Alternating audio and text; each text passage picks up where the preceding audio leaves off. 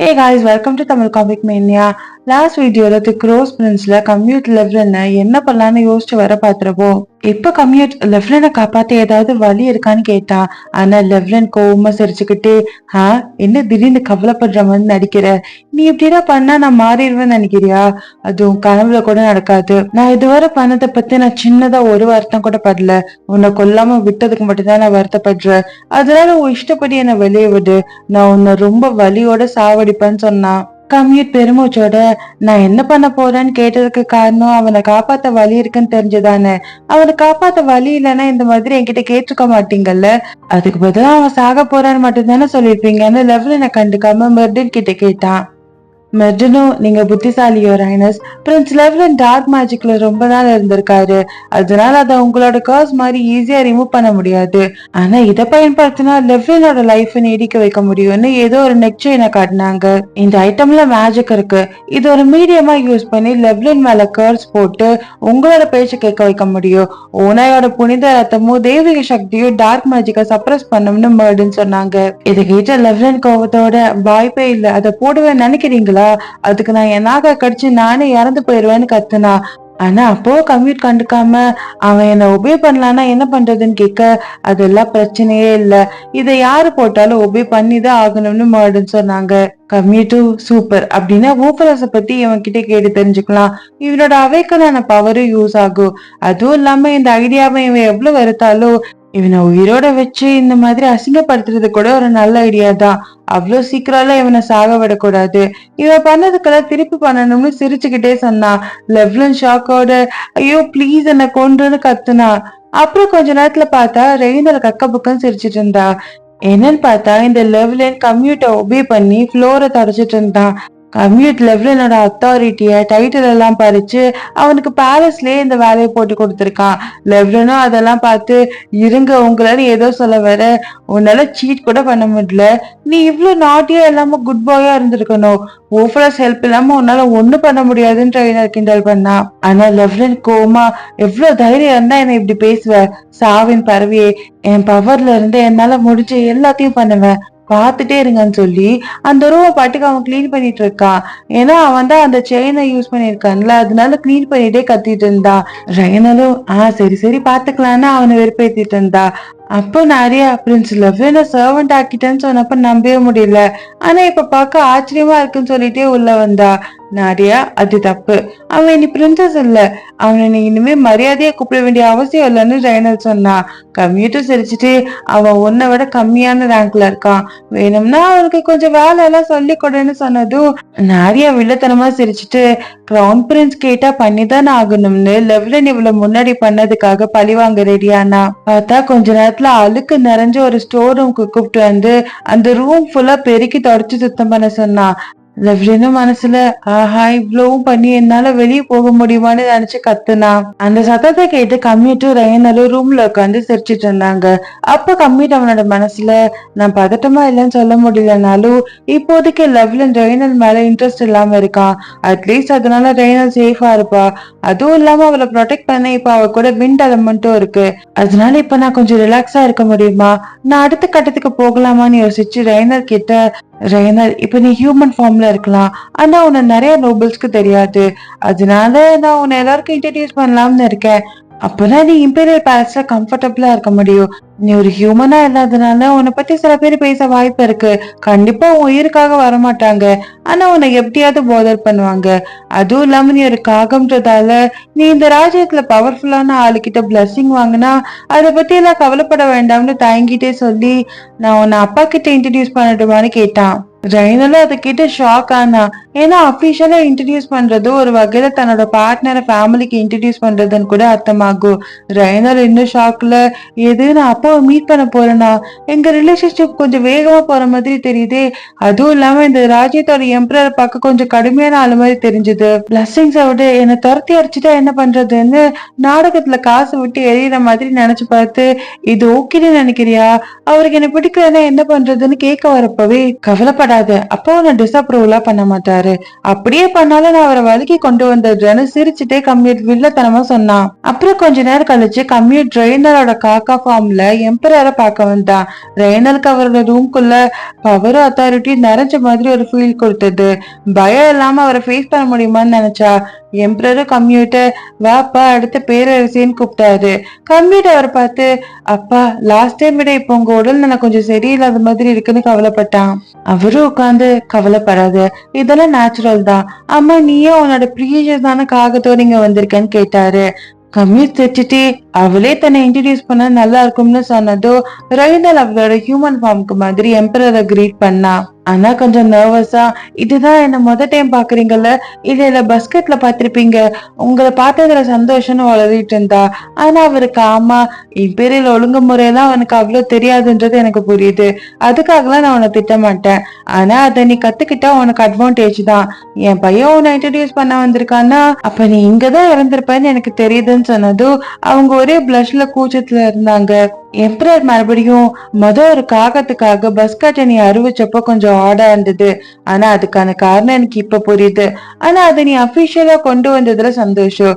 இப்ப நான் எல்லாத்தையும் உன்கிட்ட கொடுத்துட்டு எந்த கவலையும் இல்லாம போவேன். நான் என் மனைவி கூட சேர போறது சொல்றேன். ஒரு ஓனாய் தன்னோட பார்ட்னரை தேடி போறது இயற்கை தானே சொல்ல ரெய்னர் அதை கேட்டு வருத்தப்பட்டா. அதை பார்த்த எம்பரர் கவலைப்பட வேண்டாம், என் இடத்துல நம்பிக்கையான ஆள் வரப்போறான். அவன் தன்னோட லேடிய கூட என்கிட்ட இன்ட்ரடியூஸ் பண்ணிட்டான். எனக்கு இன்னைக்கு கவலைப்பட ஒண்ணும் இல்லைன்னு சொல்லி சீரியஸா, இந்த பொண்ணை என்கிட்ட இன்ட்ரடியூஸ் பண்ணதுக்கு காரணம் அந்த நோபல்ஸ் எல்லாம் இவளை கொஞ்சம் கீழே பார்ப்பாங்க தானே. எந்த ஓனாய் சுத்தி இருக்கிறவங்கள பத்தி இந்த மாதிரி பேச விடும். நீ ஆல்ரெடி ஒரு ரெஸ்பெக்டான ஓனாய், அதனால சாக போற ஆள்கிட்ட பிளஸிங் கேட்கறதுக்கெல்லாம் அர்த்தம் இல்ல. உனக்கு அவளை காப்பாத்தணும்னா உன் உயிரை கொடுத்து கூட காப்பாத்துன்னு சொன்னாரு. கம்யூட்டும் அவர் சொல்றதெல்லாம் கேட்டு நீங்க சொல்றது சரிதான், நான் தான் முட்டான்னு சொன்னா. எம்பரர் ரெய்னர் கிட்ட எங்க ஃபேமிலியில பார்ட்னர் கிட்ட எல்லாரும் சாஃப்டா தான் இருப்பாங்க, அதனால அதை அட்வான்டேஜா யூஸ் பண்ணி அவளை நீ உன் இஷ்டத்துக்கு ஆர்டர் பண்ணு. அப்படி பண்ணா அவன் கண்டிப்பா சந்தோஷம் தான் படுவான்னு அவளோட கைய பிடிச்சு சொன்னாரு. ரெய்னர் அவளோட மனசுல இவரு கடுமையான ஆளுன்னு நினைச்சேன், ஆனா இந்த மாதிரி ஒரு குணம் அவர்கிட்ட இருக்கும்னு நான் எதிர்பார்க்கலன்னு நினைச்சு அவளும் சிரிச்சுக்கிட்டே கண்டிப்பா பண்றேன்னு சொன்னா. எம்பரரும் சந்தோஷமா அவங்க 2 பேரை பிளஸ் பண்ணாரு. வெளியே வந்த ரெய்னர் இப்ப நான் என்ன பண்றது, கம்யூட்டை நான் அபிஷியலா கல்யாணம் பண்ணிக்க போறேனான்னு ஷாக் ஆனா. கம்யூட் அவகிட்ட நான் உனக்கு விஷயத்த கொஞ்சம் சிக்கலாக்கிட்டேனான்னு கேட்க, இல்ல நீ தப்பா புரிஞ்சுக்கிட்ட, நான் கொஞ்சம் ஓவரா ரியாக்ட் பண்றேன்னு சொல்லி மனசுக்குள்ள. எனக்கு கம்யூட் கூட ரிலேஷன்ஷிப்ல இருக்கிறது பிடிக்கலன்னு சொல்லல, உண்மையா நான் ஹாப்பியா தான் இருக்கேன். ஆனா அப்பப்போ எனக்கு இது தோணுது, நான் கம்யூட்டை லவ் பண்றது ஓகே தானா, இது ஒரு நார்மலான உலகம் மாதிரி தெரியலாம், ஆனா இது நான் விளையாண்ட ஒரு கேமும் கூட. இப்படியே இருந்தா நாங்க சந்தோஷமா இருந்தா நல்லா இருக்கும். ஆனா திடீர்னு இந்த கதையோட ஹீரோயின் வந்தா என்ன பண்றது, அந்த ஹீரோயின் கம்ப்யூட்டரோட வழியை தேர்ந்தெடுத்தா என்ன பண்றது, கம்ப்யூட்டர் நம்பலன்னு அர்த்தம் இல்ல, ஆனா கம்ப்யூட்டரால கேமோட ரூல்ஸ மீற முடியுமான்னு தெரியல. அதனாலதான் எனக்கு பதட்டமா இருக்கு. அதுவும் இல்லாம எனக்கு என்ன ஆகும்னு தெரியல. நான் சாதாரண பேக்ரவுண்ட் சீன்ல வரவ இல்ல, மேபி இந்த கேம்ல நான் ஒரு பார்ட்டா கூட இல்லாம இருக்கலாம். நான் முற்றிலும் ஒரு சாதாரண கேரக்டர் தான். ஒருவேளை ஹீரோயின் வந்தா நான் திடீர்னு மறைஞ்சு கூட போலாம்னு பயந்து. ஆனா நான் கம்யூட் கிட்ட ஆல்ரெடி அவன் கூட இருக்க டைமை பெஸ்டா ஸ்பெண்ட் பண்ணுவேன்னு சொல்லியிருக்கேன். ஆனா உண்மையை சொல்ல போனா இதனால கம்யூட்டோட ஃபீலிங்ஸ் கூட ஹர்ட் ஆகும்னு தான் எனக்கு பயமா இருக்குன்னு யோசிச்சு, நீ எனக்கு ரொம்ப ரொம்ப ப்ரீஷியஸான ஒருத்த கம்யூட், உன்னை நான் யாருக்காகவும் விட்டு தர மாட்டேன். ஆனா இது ரொமான்டிக்கான ஃபீலா இல்ல அன்பான ஃபீலிங்கான்னு எனக்கு தெரியலன்னு சொன்னா. அவ வரப்போற ஹீரோயினை பத்தி தெரியற வர அவளோட ஃபீலிங்ஸ உள்ள வச்சுக்கணும்னு நினைச்சதா கம்யூட் கிட்ட இப்படி சொன்னா. அவன் இதை கேட்டு எந்த மாதிரியான முகத்தை வச்சுப்பானோன்னு ரெய்னர் பயந்தா. ஆனா கம்யூட் அவளோட கைய பிடிச்சு, நீ என்கிட்ட உண்மையை சொன்னதுல சந்தோஷம், நீ இதுதான் சொல்லுவேன்னு நான் எதிர்பார்த்தேன். நம்ம 2 பேரும் டிஃப்ரெண்டான ஸ்பீஷிஸ்ன்றதால உன் மனசுல நிறைய ஓடிட்டு இருக்கோம்னு எனக்கு தெரியும். ஆனா நான் முக்கியமான ஒரு ஆளுன்னு சொன்னதை கேட்டு எனக்கு சந்தோஷமா இருக்கு. ரெய்னர் உனக்கு இந்நேரம் தெரிஞ்சிருக்கும், ஆனா எனக்கு உன்னை ரொம்ப நாளாவே பிடிக்கும். நீ ரொம்ப அழகு, நீ பண்றதெல்லாம் அழகா இருக்கு. நீ காயப்பட நான் விரும்பல, உன்னை யார்கிட்டயும் காட்டக்கூடாதுன்னு நினைச்சேன். ஆனா அதே சமயத்துல உன்னை எல்லார்கிட்டயும் காட்டாமலும் இருக்க முடியல. நீ என்னோடதுன்னு காட்ட ஆசைப்பட்ட. இல்ல இப்ப சொல்றது கூட என்னோட ஃபீலிங்ஸ முழுசா உன்கிட்ட சொல்லலன்னு சொல்லி மனசுக்குள்ள நான் அந்த சம்பவத்துக்கு அப்புறம் யாரையும் நம்ப முடியாம இருந்தேன்னு முன்னாடி நடந்தது யோசிச்சான். சின்ன வயசுல அவனோட மாஸ்டர் அவன் கூட இருப்பாங்கன்னு நினைச்சான். ஆனா அவங்க இவனோட பவர் அவேக்கன் ஆகலன்னு அவனை கொல்ல பார்த்திருப்பாங்க. ஆனா இப்ப எல்லாமே முழுசா மாறிடுச்சு. அவன் எப்போ ரெய்னல அந்த காட்டுல பார்த்தானோ அப்பல இருந்து எல்லாமே மாறிச்சு. அதனால அவன் பக்கம் இருக்கிறவங்களுக்காக அவன் சண்டை போட தைரியமானா. அதனாலதான் ரெய்னல் அவனுக்கு அவ்வளவு முக்கியம். அவ ஒரு காகமா இருந்தப்போ இந்த ஃபீல் இல்லதான். ஆனாலும் அவ அவனுக்கு அவ்வளவு ப்ரீஷியஸா இருந்தா. அந்த ஃபீலிங் அவ ஹியூமனா உருமாறினப்ப வேற மாதிரி மாறுச்சு. இதெல்லாம் சொல்லி, ஆனா அதுக்காக நான் உன்னை ஃபோர்ஸ் பண்ண மாட்டேன். உன்னை சிரமப்படுத்தவும் விரும்பல. ஆனா எனக்கு நீ ஒரு பெர்மிஷன் தரணும். என் மேல உனக்கு ஃபீலிங்ஸ் வர நான் உன்னை கவர்றதுக்கு என்ன நீ அலோவ் பண்ணணும். அதுக்கு நீ பெர்மிஷன் கொடுத்தா நான் ரொம்ப சந்தோஷப்படுவேன்னு அவ கிட்ட போய் கம்மிட் சொன்னா. அந்த மொமெண்ட்ல அவளுக்கு அவனை பிடிக்கும்னு ரெய்னல் சொல்ல போயிட்டா. அவளோட கண்ணுல அவ அவ்வளவு சின்சியாரிட்டிய பார்த்தா. வரப்போற விஷயத்த பத்தி அவ பயந்தாலும் அவ இப்ப நோ சொன்னா அது கம்யூட்டுக்கு க்ரூயலா பண்ற மாதிரி இருக்கும்னு நினைச்சு உன் விருப்பப்படியே பண்ணன்னு ரெய்னல் சொன்னா. கம்யூட் அவனோட கன்னத்துல கிஸ் பண்ணி தேங்க்ஸ் சொல்லி நான் உன் மனசை மாத்த முடிஞ்ச அளவு ட்ரை பண்ணுவேன்னு சொன்னா. இது எல்லாமே சரியானா அவளும் அவளோட ஃபீலிங்ஸ பத்தி சொல்லணும்னு ரெய்னல் நினைச்சா. அதுக்கப்புறம் 2 வாரம் கழிச்சு எம்பரர் அவரோட உயிரை விட்டாரு. அவர் அதுக்கு முன்னாடி மர்டின் கிட்ட கம்யூட்ட பாத்துக்க சொல்லியிருப்பாரு. அவரை விட கம்யூட் ரொம்ப சந்தோஷமா வாழணும்னு நினைச்சாரு. அவருக்கு வருத்தம் எதுவும் இல்ல. ஆனா ரொம்ப சோர்வா இருந்தாரு. அந்த நொடியில அவரு தன்னோட மனைவிய பார்த்தாரு. அவங்களோட கை கோர்த்து நடந்து போனாரு. அப்படிதான் அவரு தன்னோட உயிரை விட்டாரு. கம்யூட் ஒரு துளி கூட கண்ணீர் விடல. அவன் எதுவும் பேசாம ரெய்னலை இருக்க அனுப்பிச்சிட்டு இருந்தான். அவன் அந்த மாதிரி ரொம்ப நேரமா ரெய்னல் கூட இருந்தான். அவ்வளவு அவனை அனுப்பிச்சுக்கிட்டா. அதுக்கப்புறம் கம்யூட் ரொம்ப பிஸி ஆயிட்டான். அவனோட முடிசோட விழாக்காக நிறைய ஏற்பாடு பண்ணிட்டு இருந்தாங்க. அதுவும் இல்லாம இம்பீரியல் பேலஸ்ல பரபரப்பா இருந்தவங்களையும் அவன் தான் காம் பண்ணினான். அந்த டைம்ல முன்னாடி பார்த்தா அந்த ஷேடோக்காரங்க வந்து லெவ்லினுக்கு சப்போர்ட் பண்ணவங்களை பிடிச்சிட்டோம்னு சொன்னாங்க. கம்ப்ளீட் வூஃபரஸ் பத்தி கேட்க எல்லா இடத்துலயும் தேடி பார்த்துட்டோம். ஏதோ காத்துல மறைஞ்சு போன மாதிரி அவர் கண்டுபிடிக்க முடியலன்னு சொன்னாங்க. அதனால கம்யூட் கொஞ்சம் ஜாக்கிரதையா இருக்க சொன்னான். கம்யூட்க்கு நிறைய வேலை இருந்தது. அதனால ரெய்னல் அவனை கொஞ்சம் சில நாட்களா பார்த்து பேசக்கூட முடியல. எல்லா வேலையும் அவன் சீக்கிரமா முடிக்க பாக்குறானோ என்னமோன்னு ரெய்னல் நினைச்சா. அப்போ ஒரு பொண்ணு அவர் எங்கேயும் இல்ல என்ன மீட் பண்ணுவேன்னு சத்தியம் பண்ணிருக்காரு. கம்ப்யூட்டர் போய்க்காரன்னு கத்துனா. ரெய்னல் அவளோட மனசுல மறுபடியும் இந்த பொண்ணு வந்துருச்சான்னு நினைச்சா. அந்த பொண்ணு கோவமா சத்தியத்தை காப்பாத்தாதவங்க கெட்டவங்கன்னு சொல்லுவாங்க. கெட்டவங்களுக்கு தண்டனை கொடுக்கணும்னு கத்துச்சு. இந்த பொண்ணு பேரு சேஃபியா. இவ கம்யூட்டோட குட்டி தங்கச்சி. இந்த நாட்டோட ஒரே பிரின்சஸ் இவதான். சேஃபியா நடக்க ஆரம்பிச்சதே 2வது பிரின்ஸ் அம்மாவும் இறந்த போல இருந்துதான். இந்த சிம்மாசனத்துக்கான சண்டையில இருந்து அவளை காப்பாத்த அவளை ரொம்ப தூரம் தள்ளி கொண்டு போய் வச்சாங்க. அதுக்கப்புறம் இந்த குட்டி பிரின்சஸ் அவளோட நானியோட வளர ஆரம்பிச்சா. கம்யூட் மட்டும்தான் அவளை போய் மீட் பண்ணுவா. அதனால சேஃபியா கம்யூட்டோட ரொம்ப அட்டாச் ஆனா. இப்ப எம்பரரோட இறப்புக்கு அப்புறம் சேஃபியா இம்பீரியல் பேலஸ்க்கு வந்திருக்கா. அதுவும் இல்லாம இப்ப டெய்லி கம்ப்யூட்டர் தேடி இந்த ரூம்க்கு வந்துட்டு இருக்கா. அந்த பொண்ணு இப்போ கம்ப்யூட் வர வரைக்கும் இங்கேதான் உட்கார போறேன்னு உட்கார்ந்துட்டு இருந்தா. அதனால கூட ரெய்னலுக்கு அவளோட கியூட்னஸ் அவளை போர் அடிக்காம வச்சிருக்கு. ஆனா அப்போ ஒரு சின்ன பிரச்சனை. சேஃபியா ரெய்னல் கிட்ட, ஆமா நீ ஏன் கம்ப்யூட்டரோட ரூம்ல இருக்க, இந்த சாவின் பறவையே இங்க இருக்கு, இது யாரும் விரட்டலையான்னு கேட்டு ரெய்னல் அவ விரட்டி விட்டா. சேஃபியாக்கு அந்த காகமான ரெய்னலை சுத்தமா பிடிக்கல. ரெய்னல் ஷாக்ல நான் என்ன பண்றது, ஹீரோயின் வர்றதுக்கு முன்னாடியே கம்யூட்டரோட தங்கச்சிக்கு என்ன பிடிக்கலையா, சரி பேசி பார்க்கலாம்னு சொல்லி பேசினா. பார்த்தா அது காக்கான்னு தானே கேக்கும். அதனால சேஃபியா கடுப்பாகி என்ன இது கத்திட்டு கிடக்கு, மரியாதையா வெளியே போன்னு கத்துனா. ரெய்னல் ஹியூமனா மாறலாம்னு யோசிச்சா. ஆனா அவ காகம் ஃபார்ம்ல இருக்கப்பவே வெறுத்த மாதிரி ஹியூமன் ஃபார்ம்ல வெறுக்க சான்ஸ் இருக்குன்னு நினைச்சு கம்யூட் வர வரைக்கும் போய் ஒளிஞ்சுக்கலாம்னு கப்போர்டுக்கு மேல போய் உட்காந்துக்கிட்டா. ஆனா சேஃபியா ஒரு சேர போட்டு ஏறி, நீ ஒளிஞ்சுக்கிட்டா மட்டும் உன்னை விட்டுருவேனா, இப்பயே கீழே இறங்கிவான்னு கத்திட்டு இருந்தா. அப்ப கம்யூட் சத்தம் கேட்டு உள்ள வந்தான். சேஃபியா சேர்ல நின்றுட்டு இருக்கிறத பார்த்து சேஃபியா என்ன பண்ற, விழுந்துட போறேன்னு சொல்லும் போதே அந்த பொண்ணு அந்த சேர்ல இருந்து கீழே விழ போனா. ஆனா அப்ப ரெய்னல் அவளோட விண்ட் எலமெண்ட்டை யூஸ் பண்ணி அந்த பொண்ணை கீழே விழாத மாதிரி ஃப்ளோட் பண்ண வச்சா. கம்யூட்டர் ரெய்னல் கிட்ட சேஃபியாவை பிடிச்சதுக்கு தேங்க்ஸ் சொல்லி சேஃபியா கிட்ட ரெய்னலுக்கு தேங்க்ஸ் சொல்ல சொன்னா. ஆனா அந்த பொண்ணு இல்ல, அந்த பறவை சாவின் பறவைன்னு சொல்லியிருக்காங்கன்னு பயந்தா. ஆனா கம்யூட் அவகிட்ட அது அப்படி கூப்பிடுறதால அது அந்த மாதிரி ஒரு பறவை ஆயிராது. ஆக்சுவலா ரெய்னல் என்னோட உயிரை காப்பாத்திருக்கா. அவ மட்டும் இல்லைன்னா நான் இறந்து போயிருப்பேன். இப்ப இது உன்னோட டர்ன். ஹெல்ப் பண்ணதுக்காக நீ அவளுக்கு தேங்க்ஸ் சொல்லணும்னு அவளை முன்னாடி தந்தனா. சேஃபியாவும் தாங்கிட்டே ரெய்னர் கிட்ட என்ன சேவ் பண்ணதுக்கு தேங்க்ஸ், அதுவும் இல்லாம கம்ப்யூட்டர் சேவ் பண்ணதுக்கு தேங்க்ஸ், அப்புறம் மேல முன்னாடி கோப்படுறதுக்கும் சாரின்னு சொல்லி கியூட்டா சொன்னா. அவளோட கியூட்னஸால ரெய்னருக்கு ஒரே ஜாலி ஆயிடுச்சு. அப்ப சேஃபியா, ஹே காக்கா, நீ கெட்ட பறவை இல்லைன்னா கம்ப்யூட்டர் என்கிட்ட இருந்து எடுத்துக்காது, என் நானி என்கிட்ட கருப்பு பறவை கெட்ட பறவைன்னு சொல்லியிருக்காங்கன்னு சொன்னா. என்னன்னா இந்த சேஃபியாவை தூங்க வைக்கிறதுக்காக அவளோட நானி கருப்பு பறவை உங்களை பிடிச்சிட்டு போயிடும்னு பயப்படுத்திருப்பாங்க. இப்ப கரண்ட்ல என் ரெண்டாவது அண்ணா, என் அம்மா, இப்ப என்னோட அப்பாவும் இறந்துட்டாரு, என்னால கம்யூனிட்டி அடக்க முடியாதுன்னு சேஃபியா அழுதா. இப்போ ரெய்னருக்கு புரிஞ்சுது சேஃபியா ஏன் அவன் கிட்ட அந்த மாதிரி முன்னாடி நடந்துக்கிட்டான்னு. அவ சின்ன பொண்ணா இருந்தாலும் தன்னோட குடும்ப ஆட்களை அவன் நிறைய இழந்துட்டா. அதனாலதான் சாவோட சம்பந்தப்பட்ட காகத்தை பார்த்து அவ பயப்படுறா. அதனால ரெய்னர் அவளை கண்ட்ரோல் பண்றதுக்காக அவளோட மொழியை யூஸ் பண்ணி விண்டு மூலியமா நிறைய பட்டர்ஃபிளைஸ வர வச்சா.